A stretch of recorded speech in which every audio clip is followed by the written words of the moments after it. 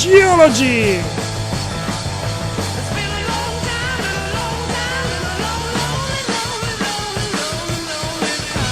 Geology and Geology. Welcome everybody to the Mini Geology radio show, KPFT HD2 channel from Houston, in the beautiful headquarters of KPFT, Montrose neighborhood. This is Daniel Minizini, your inquisitive geologist. Welcome everybody on board to Mini Geology radio show, your weekly show where we put in connection the discipline that we love so much and society at large. So today we have in-house Professor Emeritus Martin Melosi, Professor of History at the University of Houston, and we're going to talk with him about water. We're going to talk about water, a lot of issues around water, a lot of connections thanks to water. We're going to connect human beings with nature thanks to water, this powerful medium. And we're going to use it here in the radio to talk about this connection, humans and nature. And, of course, a lot of problems related with the commodification of water. So we are going to talk about a lot of topics that they should enter into a new book that is going to be written, but it's not written yet. So very excited to have in here the author of a book that doesn't exist yet. Welcome, Professor Martin Melosi. Thanks, Daniel. Well, Martin, we'll discuss this book. I'm so excited. We're going to discuss in a book that doesn't exist yet. Yes, we'll see if it exists eventually. How does it start, the process of writing a book? Well, in this case, it was a publisher coming to me, not the other way around. If I was going to write a book on something I was interested in, then I would initiate the project. But a publisher wanted to do a book on water from the vantage point of environmental history that could be used in the classroom with undergraduates at the university level, which poses a different kind of set of issues than writing, an academic book for professors or a popular book. So, what are the issues that are different? Well, communicating, central ideas that can be discussed and debated in class, things that require, some context, but also that stimulate debate and thinking. And I think that's the major things I have to keep in mind. So these sections of this book, which will be largely kind of case studies, will have to be interesting. They're going to be short, so there's not going to be a lot of detail, but they have to express major ideas that students can talk about.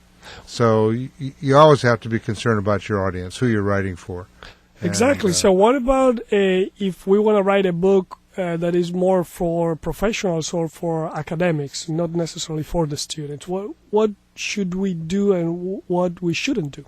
Well, they're very different. I mean, they're very different kinds of books.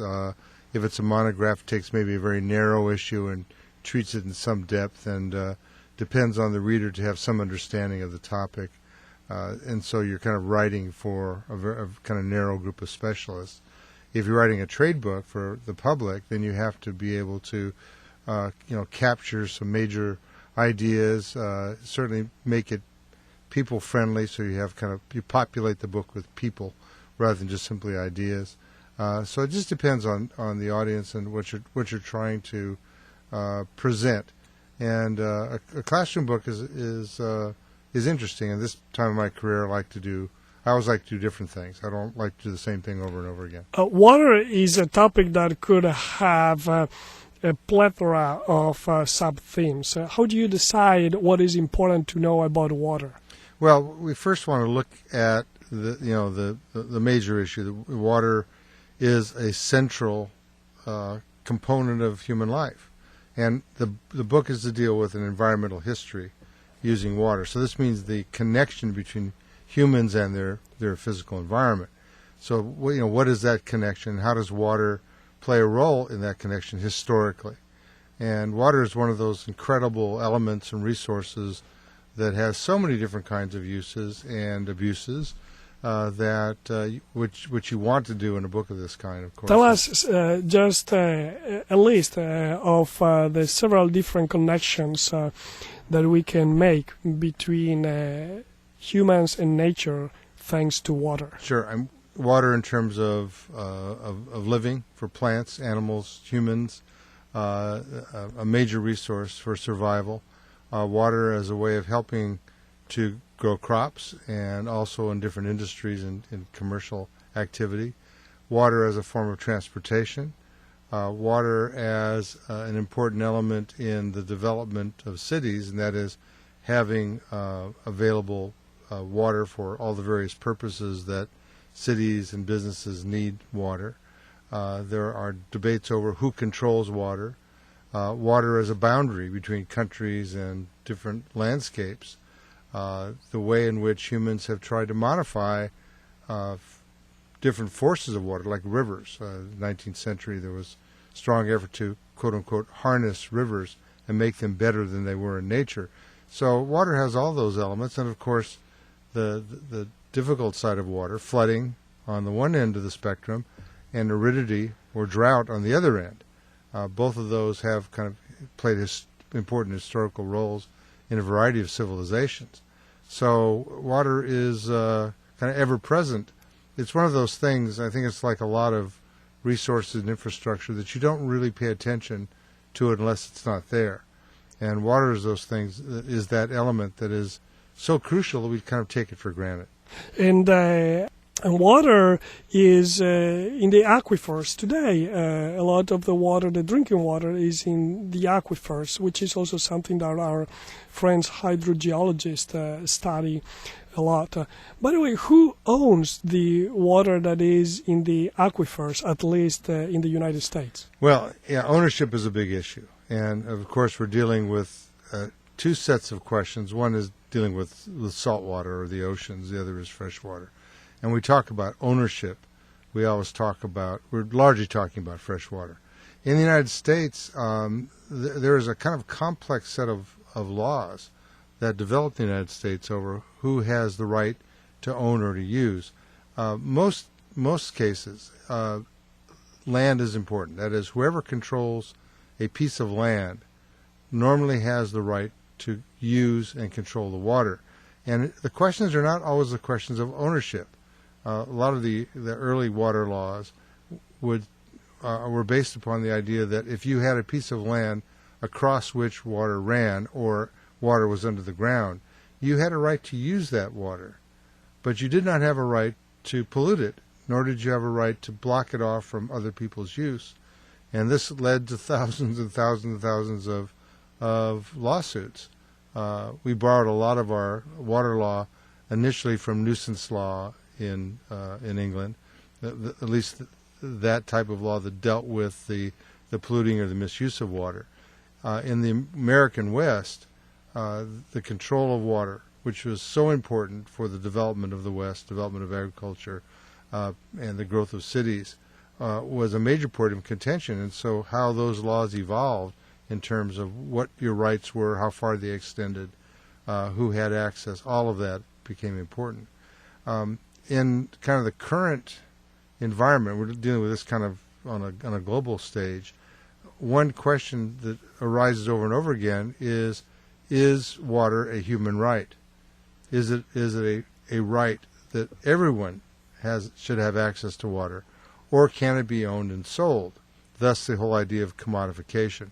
So, can you explain us what is the status of the art on commodification? Sure. And the meaning of commodification, too. In recent years, especially since the 1980s, and this is kind of globally, there was an emergence of global water companies, multinational corporations, that provided water or tried to provide water for a variety of markets over an extended area. So some of the earliest companies were in France, two companies in particular that provided water for Paris going back to the 18th century. And those companies began to expand their market beyond France into the rest of Europe and today into Latin America and other parts of the world. And one of the issues that became important was, do those companies own that water? That is, because they're supplying it, because they have access to the source, do they own it? And the question is this leading to quote unquote, the commodification of water. That is, turning it into a product. That is something to be bought and sold, or is it a right that all humans should have access to? And it should not be bought and sold in the strictest So, sense. in other words, the water may become like it is oil and gas. Well, it's I've often given lectures that said a lot of people kind of suggest that oil and water have kind of similar roles in terms of ownership, and what I've always said is that the water is the new water, is not the new oil, because this question of commodification of water precedes our use of fossil fuels, obviously, and it goes back as far as time. The other point, I think, is that water has always, to some degree, been commodified. And, there were water peddlers in 19th century cities. They were selling water to people in the cities. Other people that dammed up water sources and tried to control it themselves or controlled aquifers. There's always been efforts to kind of buy and sell this commodity. So the debate has been raging, forever in terms of how do we deal with resources? How do we deal with resources that we need, that demand our use because they are essential to life? They're absolutely fundamental. So today, 2019, is water a commodity? Is it a human right, or is it both? Well, it can be treated as both, but the debate is over who controls the water, and oftentimes it is not simply a question of who is buying and selling the water, but who actually can control it. So if a country, for example, puts up a dam across a river and only allows kind of a trickle of water to leave beyond the dam, the question is, do they have the right, to control that water, to dam that river? And these debates go on there are boundary disputes between countries. Certainly, I've had this discussion in Israel when I've been there in terms of how Palestinians and Israelis kind of deal with access to water. The Dead Sea is a good example. Now, that's not fresh water, but the Dead Sea is important as a source of resources and access to different locations, so forth and so on. Who controls the water in the example of United States and the example of Israel and Palestine? Well, in the United States, the control of distribution becomes rather important. And again, it gets kind of complex because it isn't simply a question of absolute ownership. That is, if Houston in the 1940s, what Houston did was to seek a surface water. Most of its water until the 1940s came from aquifers under the city. So the city sought water from the San Jacinto River on the east side of the city. So it went north of the city, impounded water with dams, and then brought water down through pipelines, first to the ship channel, 2 of them. So the question is, do the locals actually control the water, or does the companies that provide the transportation of the water control it? So it isn't a question of absolute control. That is, the companies that built the pipelines could not simply take all of the water out of the upper river. They could utilize it and they could divert it through its own pipelines. But so the question of control is almost a larger issue than ownership per se. It's kind of very different than a coal mine, for example, or a gold mine or something where you have the land rights, you take the resource and you can use it. As long as water is flowing and it flows beyond your property or property that you get access to, then you cannot control all that water. I mean, these are legal questions that get debated over and over and over again. But there are stipulations depending where you are, and it varies from country to country. It varies from state to state in some respects. Some refinements, some are very small differences, some are similar. But I think a really big issue which confronts us, and this seems like a sidebar, but it's related, is that in recent years we've talked a lot about scarcity, water scarcity, that there's only so much water in the world and it's diminishing. Well, if we look at science will tell us otherwise in some respects.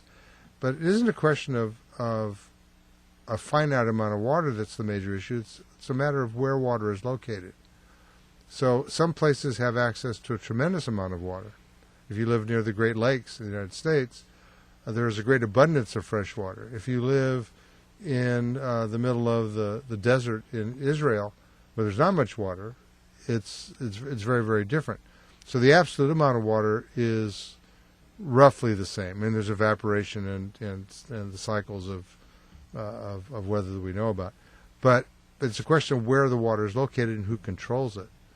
So places like Israel, for example, and where you have less water per capita than you have in lots of parts of the world, the question is how does a country like Israel deal with that issue? And one of the ways that countries have dealt with these issues, or states, is to kind of fight over it, and bargain over it, and so forth. One thing that the Israelis have done is to try to grow crops that don't require a great deal of water. They also develop very sophisticated irrigation systems, trickling systems, that have been utilized all over the world. But what the Israelis have done as policy is to import crops that require a great deal of water, and then to grow crops that require less water in their own country. And by doing that, to maximize the use of the water that they might have. And then also the amount of water per capita that people utilize there is very, very much less than it is, for example, in the United States. And part of that is a question of, do we waste more water in other parts of the country, or in other parts of the world, I should say. By and large, yes. If you have an abundance, sometimes you're not careful about managing that resource, conserving that resource. And traditionally, the Americans have not, because they had tremendous abundance or had access to abundance. Similar with what happened with the fossil fuel resources. There's so much of it that you don't really take care and are not so efficient as you could be.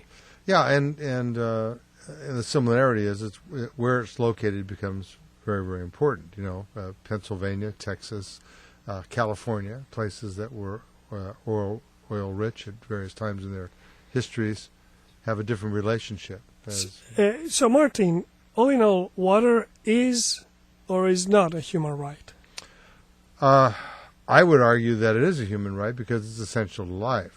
But again, this is a point that's been debated and continues to be debated. So if you're running a water company, you're not going to devote a tremendous amount of attention to that because that suggests that you cannot make a profit on selling water. So it's not an issue that's been resolved in any definitive way. It's so the governments and the international institutions, they don't have a strong stay on this issue? Well, in some places, the government role might be very, very powerful. In other places, the private sector has more influence. In the case of the large multinationals, when these companies began to provide water beyond the borders where they were initially incorporated, for example, after the Soviet Union broke apart, a lot of the newly formed countries, places like Estonia and Lithuania, needed tremendous resources to rebuild. They needed money to rebuild, and they couldn't generate enough from the products that they were producing or other means of raising funds. And so one of the organizations that provided resources was the World Bank. The World Bank would provide loans to places like Estonia and Lithuania, for example, that were just trying to rebuild. But what happened in more than one case is the World Bank would sometimes make a deal and say, if you want our money, you're going to have to play ball with the water multinationals and develop a relationship with them contractually that will allow them to provide water for you. And so in some cases there was, I'm not calling it extortion, but indeed they're putting pressure on the locals in order for them to get the resources they might need.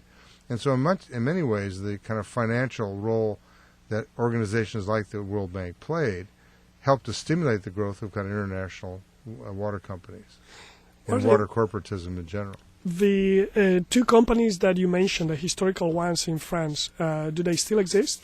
They exist in France. They exist. Veolia is one of probably the best known, and it began providing water for Paris primarily in parts of France. Are they now involved into the bottled water market? Well, they are. They do have subsidiaries. It's interesting that some of the bottled market companies become subsidiaries of some of the international water companies. Not all of them. So tell us something about the problem of bottled water. Okay, a different set of issues and a variety of issues. Bottled water becomes a convenience, becomes a way of accessing water for a variety of purposes when potable water in the home might not be available. The idea of bottled water as something that could be a complement to an existing source of water, or could be a source of water in places where there was not enough water available, it seemed to be a relatively good idea. So it's certainly during an emergency, if we're looking at a hurricane and you need to bring water to people, pipelines have been shattered, bottled water has been useful. To others, it was kind of a convenience, and to some, it really became a way of building trust that bottled water, if it was spring water, for example, would be better and safer and cleaner than water you were getting from the tap. And all of these issues kind of swirled together. The convenience of water, the commercial opportunity that came with bottled water, the flexibility of the resource in terms of how it was being used. But, of course, there are problems with that as well. Some of the bottled water was essentially tap water that was just poured into bottles. Nothing to do with being spring water or being cleaner or better than what you had in the tap. In some respects, bottling water kind of produced situations in some places where our faith in our water supply was diminished. Some of that was legitimate, some of it was not. That depending on the chemical testing of the water, you could see that in some cases the water coming out of your tap was as good as what you're getting in the bottle. In some cases it was not.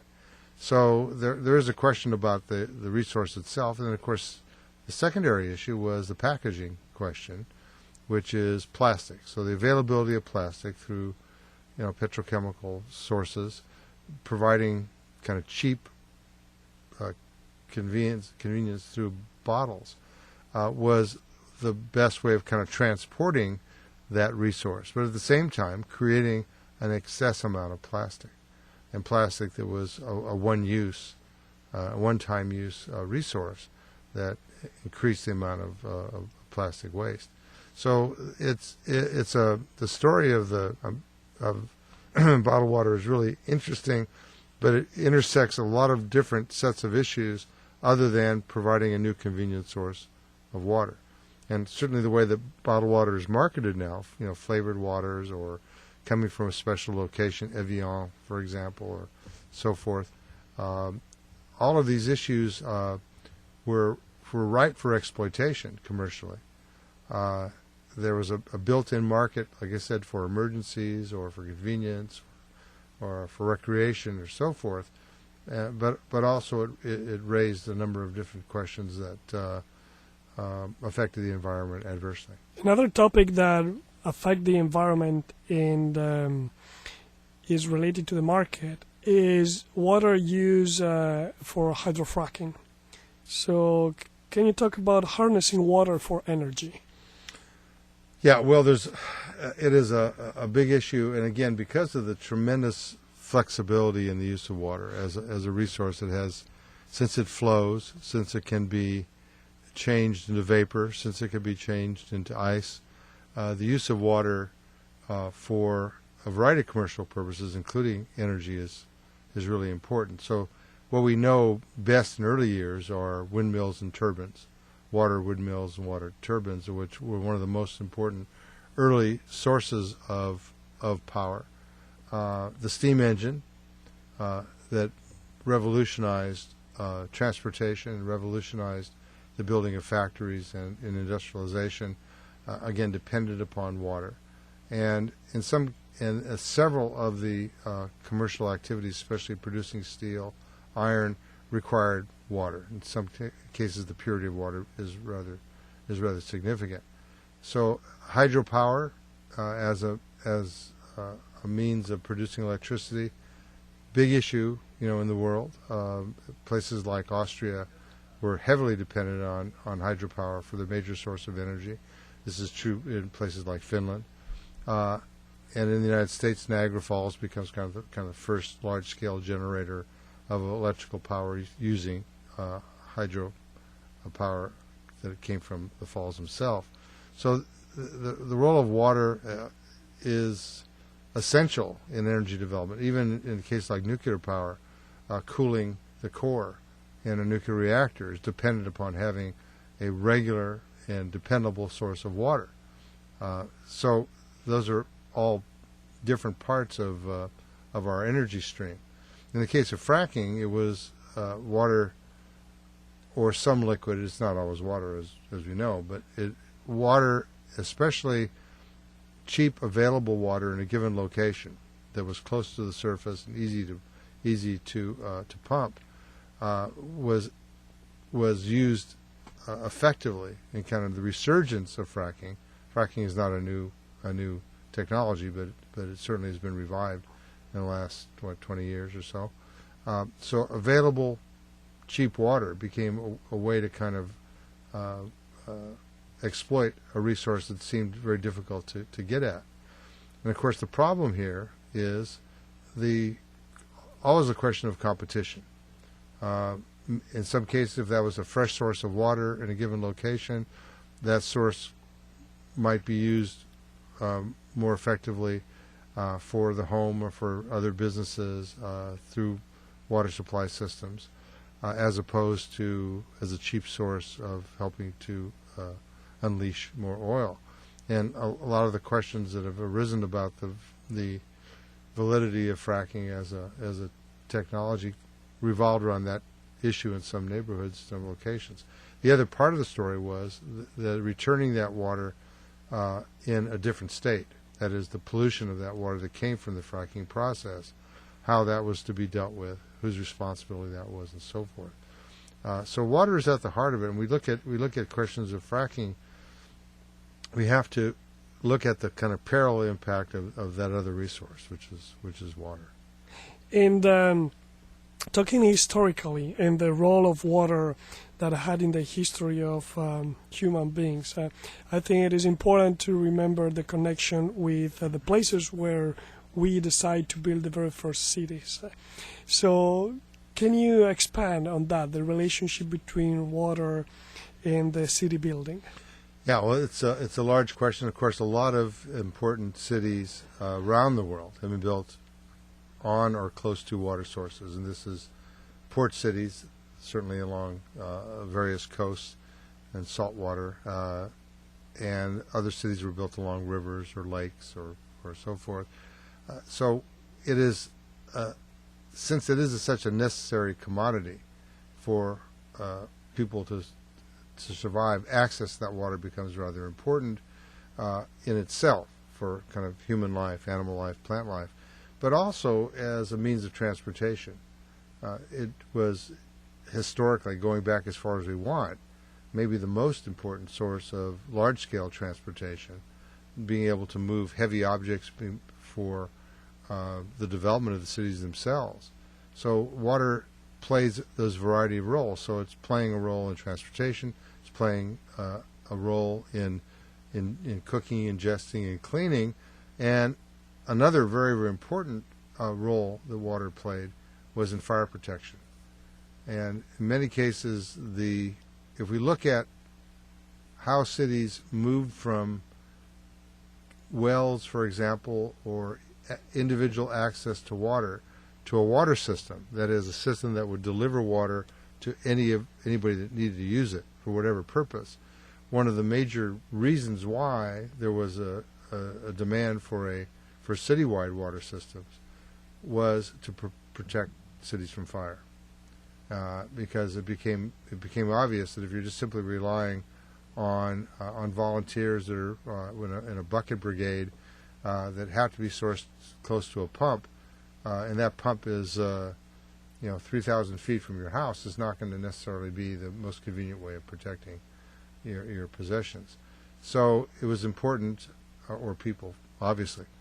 So it was very, very important that there was a predictable and large supply of water available for fire protection. And what about the systems created to provide water for the human use? Because one thing is the humans, they build up the cities close to the water. What about if they are in places where there is no water and you have to bring water to those places? Yeah, well, of course, the easiest solution initially was to tap the local water source, and in many cases it was groundwater that was readily available, or a lake or a river. What complicated that issue was not simply proximity to the water, but also the assurance that the water was going to be clean. And in the United States, for example, the first public water system was developed in Philadelphia in 1800. It wasn't until the 1830s that most major cities in the United States had citywide water systems. But even then, the understanding of disease, understanding of health, depended upon theories that later proved to be inaccurate. Miasmic theory of disease that said that the smells and color and the taste of water influenced its healthiness, its purity. So if you smelled something bad in the water, you would assume that that source should be avoided. So in cities, for example, that were building a lot of streets and there's a lot of runoff that was going into the groundwater for various reasons, your well could get polluted, or it could seriously harm health.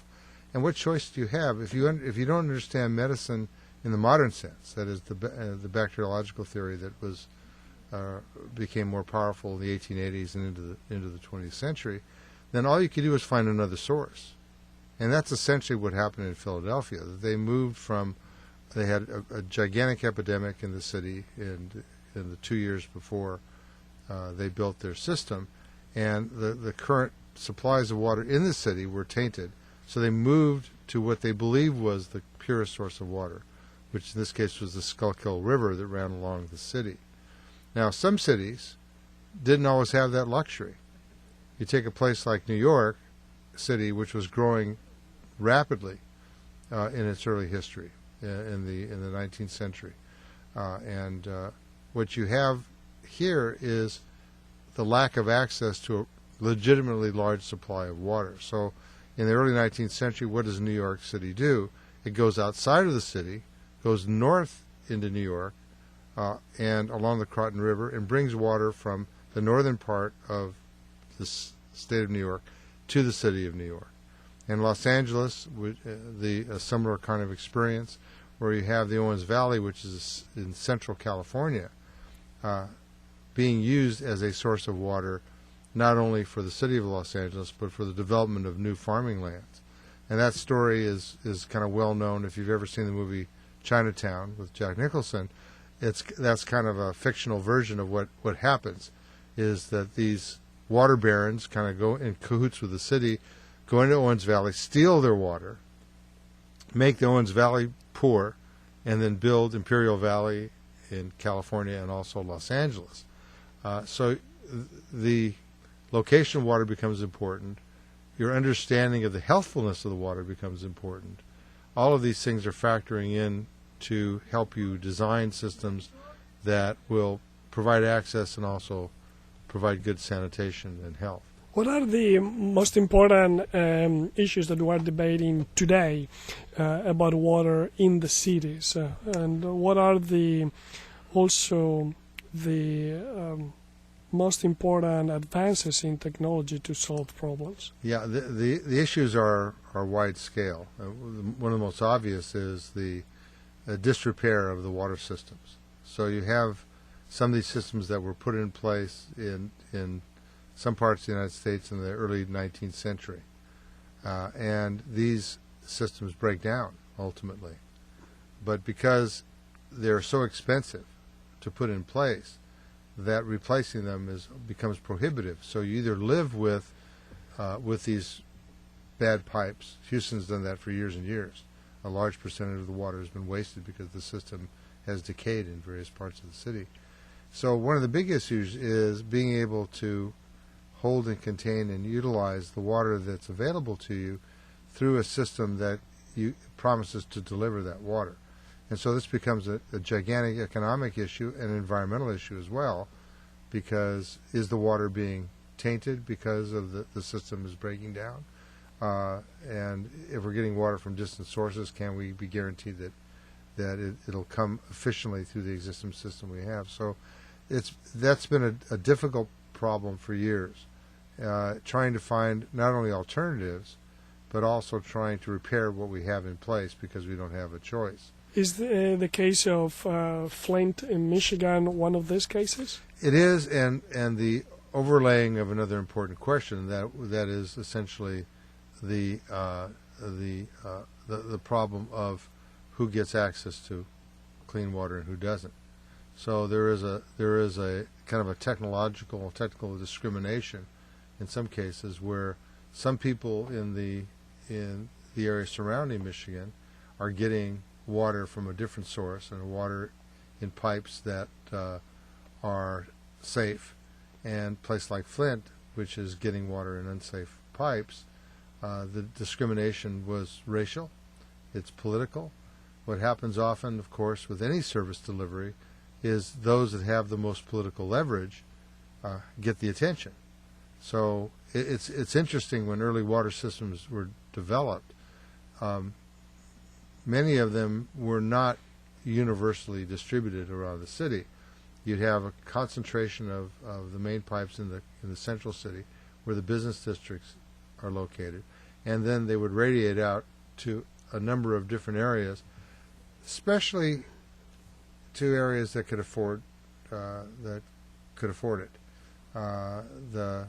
The suburbs on the periphery of the city that might be able to induce the city to expand the system. Is this typical of United States, or you see that also in other countries? Well, I don't think these are exclusively American problems. I do think that the political leverage, distinction between groups, it is a chronic human problem, and the issues vary greatly, from place to place.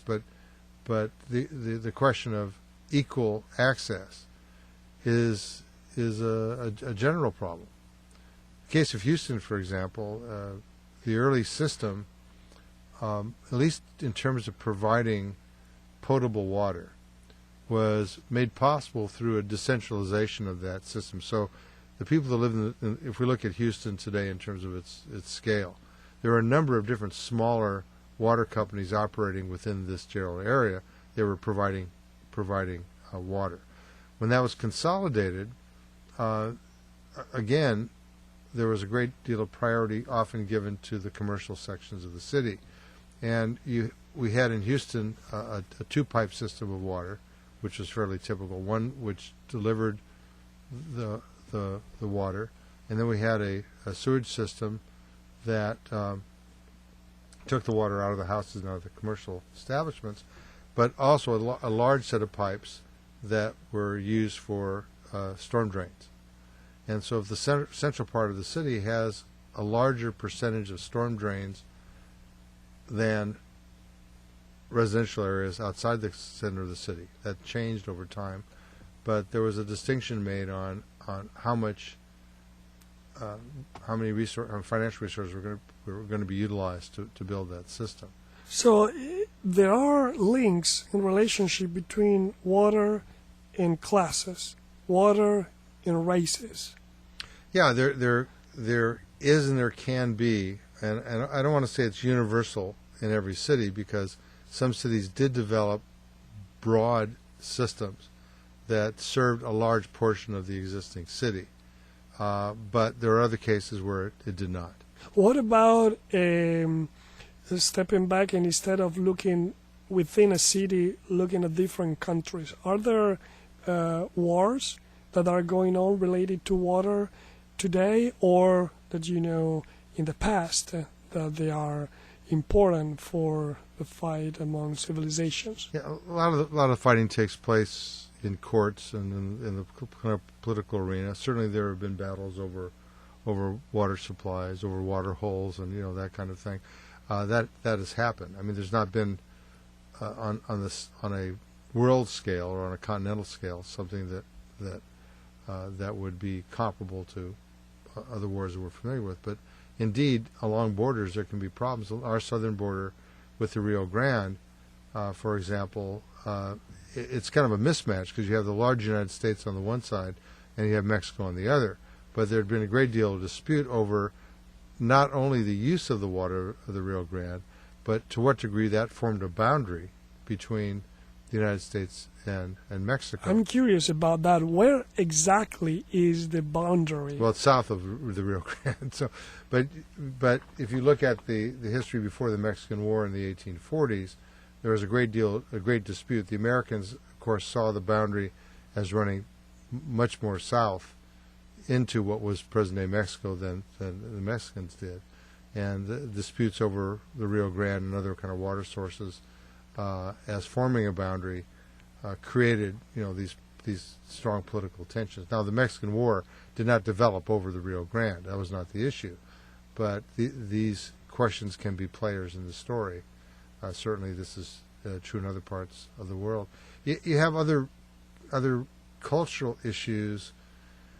Again, there's a lot of complex questions, but if you look at a country like India, for example, and if you're looking at the religious import of the Ganges or some other rivers, that these have a cultural, religious role in society, that the river might be terribly polluted, but the purpose of the river has not only a utilitarian role, but has a strong cultural role, which makes it off limits for kinds of changes or diversions or what have you. And this is true. And water is part of ritual, which is part of culture, part of religion, and so that sometimes contradicts economic interests or other concerns. And again, water as a boundary, water as a source of transportation, it is involved in the story of war, but it is not necessarily the subject of war. There could be a battle, obviously, over a river in terms of control of a piece of land, but this is obviously not necessarily a battle over the control of the water for water's sake, but control of the land and the boundaries. So sorting out all of these issues, I'm sure I've muddied the waters such as anything else. It gets very confusing because the contesting of water can have kind of multiple reasons. It can be political, they can be economic, they can be cultural, they can be religious, and sometimes they're connected together. Going back to the examples of the rivers that they create boundaries, what does it happen when a river diverge and moves outside of the levees, or when it's meandering, you have a cutoff? Yeah, that obviously kind of creates problems if you've used the river. If you're looking at the border between Germany and France, and looking at the boundary in that part of the world, yeah, the change in the direction or the flow of the river is going to have an effect. This has happened several times in terms of land ownership. That is, it's along the Mississippi is a good example, where the course of the Mississippi will change, and property will be on one side of a line and then on the other, and it's led to legal disputes and boundary disputes at various times in history. So it's really fascinating. So generally this happens when we have floods, and in fact floods as well as droughts, they are another important factor related to water that connects humans with nature. Can we talk about floods first and droughts later? What do we want to talk about? I mean, What is the relationship between the humans and nature when you have a flood in a city? For instance, this city. One very important issue, and this relates to other resources as well, relates to fire as well, interestingly enough, and thinking about what's happened in California recently. In the case of flooding, we sometimes treat these as, natural occurrences, and in many cases they are human-made occurrences. If we looked at Houston in the 1830s, a heavy rain that would produce a flood might not have much of an effect on the existing property or existing structures. If we put buildings in harm's way, if we put them in places in floodplains, or we put them in locations that are susceptible to changing weather conditions or flooding conditions, we've helped to create that problem. We've helped to create that problem in Houston by cementing the bayous, canalizing the bayous. So the flow of water is very different in the natural setting of the original bayous than it is after we canalized them or cemented them in various locations throughout the city.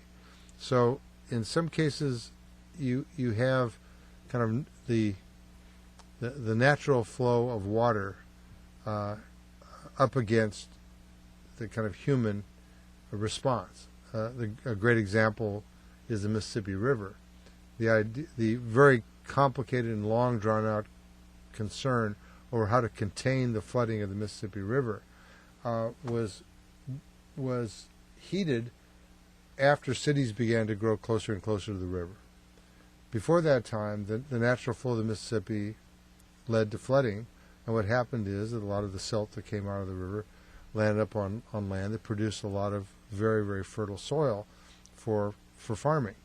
Well, if you put a city in that place where the silting took place, where the flooding was taking place, the whole perception of what happened has changed. So as we see more industrialization, more urbanization, the demand for levees that would contain the water in the Mississippi became more intense. And so what that does is kind of change, as you're the geologist, so I don't have to tell you this, what it does is kind of change not only the flow of the river, but the way the river cut into the land below, how the silt was redirected south toward the Gulf, what this did to the coastal environment. All these things changed because we didn't want that flooding to continue, because it would essentially lead to us losing our house. So it's that interface between kind of human building, human demands, and kind of the natural flow of things that's created a lot of the problems. So it's, this idea of kind of natural disasters is kind of a strange way of thinking about it. We look at the same thing with fires in California. Part of the reason we have great debates over climate change impact on the fires, the intensity of the fires and so forth, but the bottom line issue is people are building in areas where you would have a natural burn at any given time, but now you have houses and people's property and lives are threatened.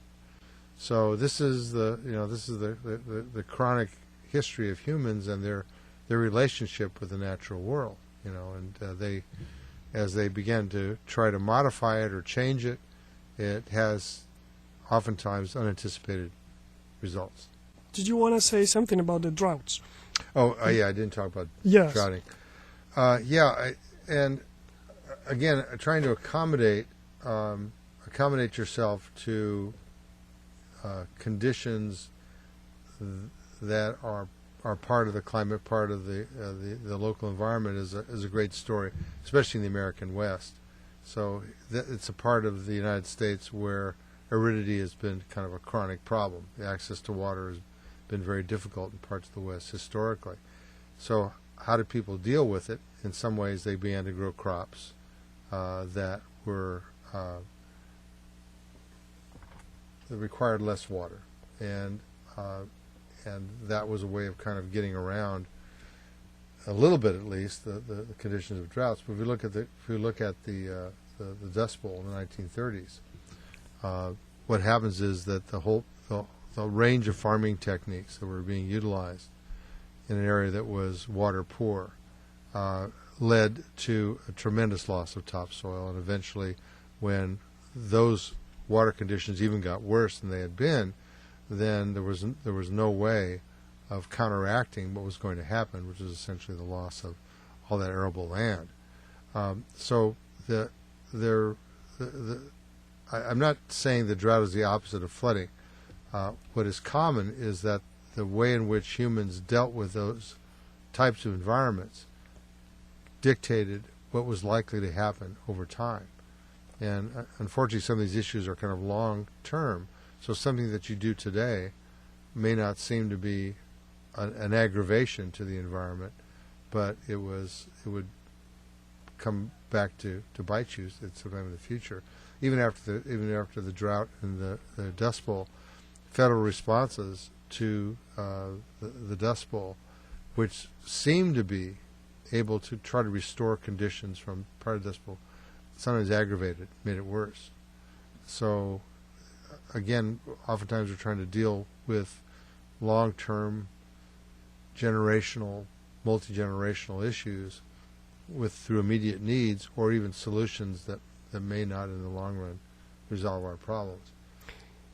Martin, we've been through a lot of topics related to water, and we try to understand the water as a medium that allows human beings to be in connection with nature. I would like to ask you, what is your relationship with water? How comes that you know so much about water and you are so passionate about this topic? How did it happen in your profession that you study so much of this topic?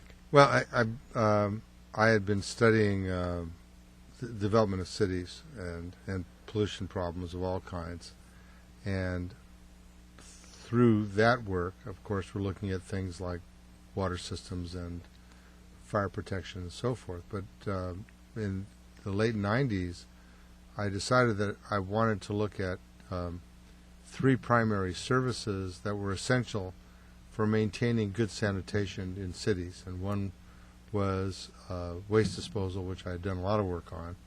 And the other two were water and wastewater.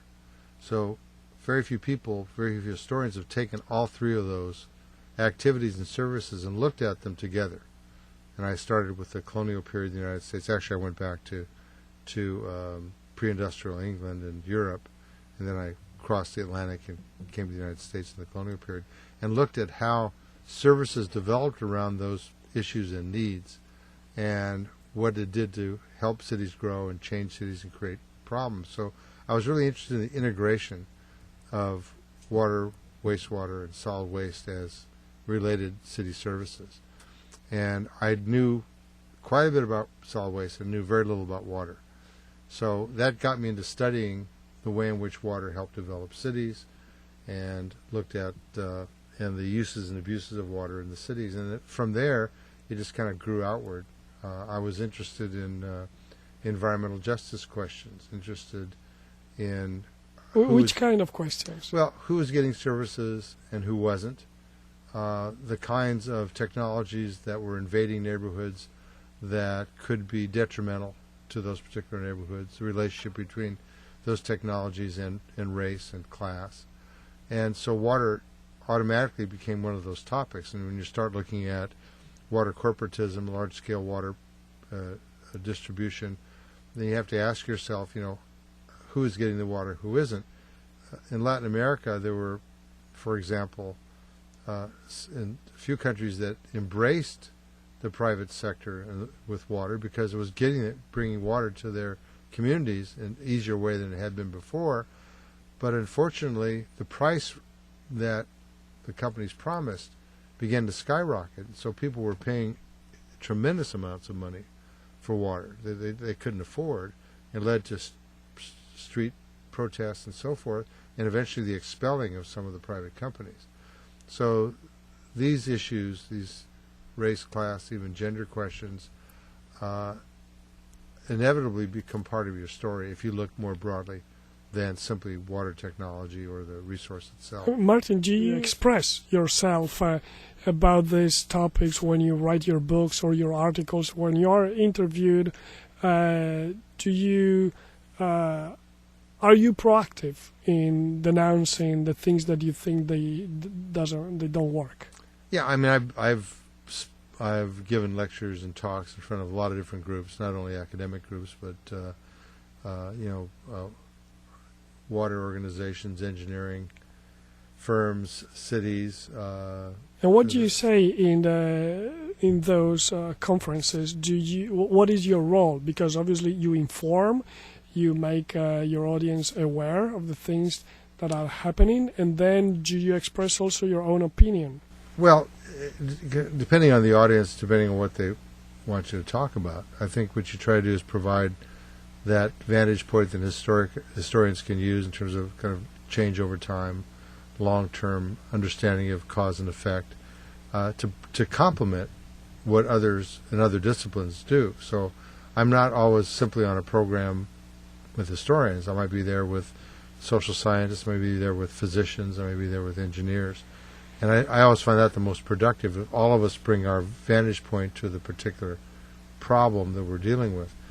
The other way I've been kind of proactive is I've been very involved for more than 20 years in litigation work as an expert witness. So I get involved in Superfund-related cases, water management issues, water pollution cases, where I'm engaged in providing expert analysis for a client that's dealing with these issues on various sides. And so that's a very much more of an activist role, not so much in politics, although I've talked to political leaders and on different levels of government, and so forth, and also trying to provide different ways of approaching audiences. One is I've done a lot of work with museums in helping develop exhibits on water and other services. The Smithsonian in Washington, also kind of local